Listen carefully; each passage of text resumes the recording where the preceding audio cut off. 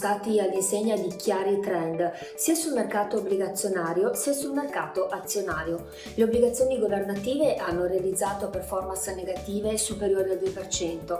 Se si considera che oggi l'inflazione è superiore al 3%, si può stimare che i risparmiatori siano arrivati a perdere oltre il 5% del loro potere di acquisto in pochi mesi.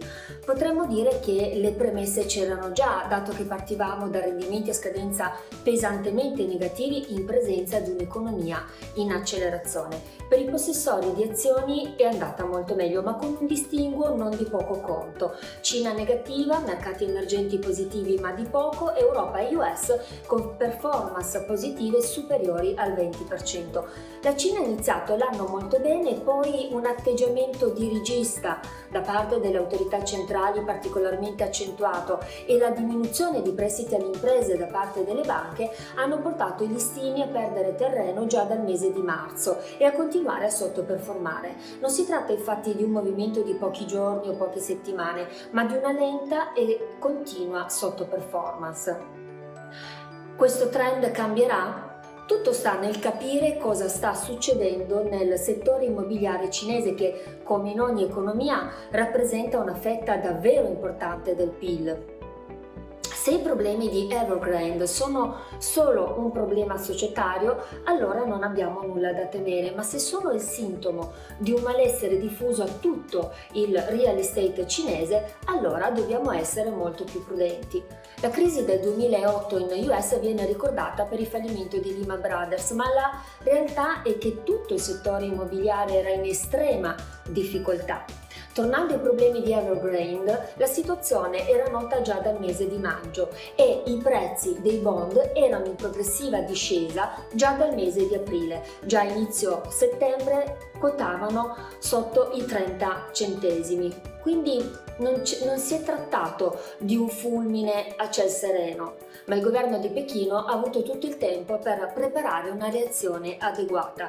Ad oggi non ci sono ragioni per affermare che la situazione del settore immobiliare cinese è simile a quella americana del 2008, ma la prudenza è d'obbligo. Quando il quadro sul settore immobiliare cinese sarà più chiaro, allora sarà interessante valutare il mercato, dato che le valutazioni nel frattempo sono diventate via via più interessanti.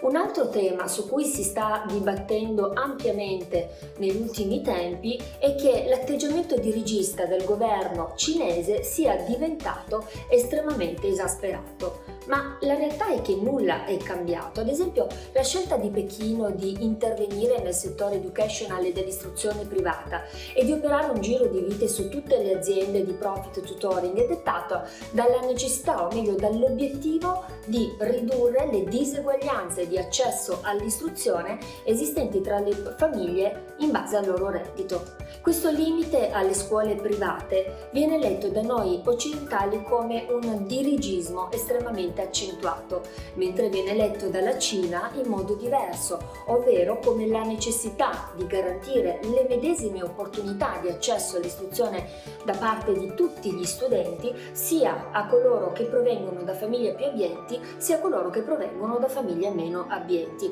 Che la Cina abbia un governo eccessivamente accentrato, fortemente accentrato, non è una novità di ieri, ma è così da decenni. Quello che è cambiato è la nostra percezione di quello che sta avvenendo. In realtà nulla è cambiato.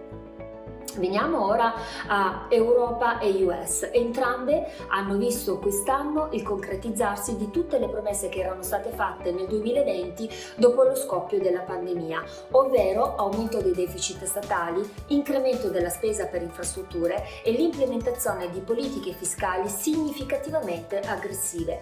Ecco che le aziende in questo contesto sono state in grado di battere le stime utili come non mai nella loro storia, cogliendo di sorpresa CEO e analisti, e il mercato, come sempre avviene razionale in questi casi, ha assorbito questi dati oggettivi e ha registrato nuovi massimi. È arrivato il momento di cambiare l'allocazione dei portafogli pensando a un'inversione di questi trend? Probabilmente non ancora. Tra i mercati azionari continuano a risultare interessanti il Nord Europa e US e tra le obbligazioni corporate high yield europei e il money market americano. Per pensare di cambiare l'allocazione dei portafogli abbiamo bisogno di una motivazione, o meglio, abbiamo bisogno di cambiamenti significativi nei micro e macro trend sottostanti. Ad oggi non si vedono cambiamenti significativi e possiamo affermare che tendenzialmente tutto procede per il meglio sia dal lato dei consumi sia dal lato delle imprese.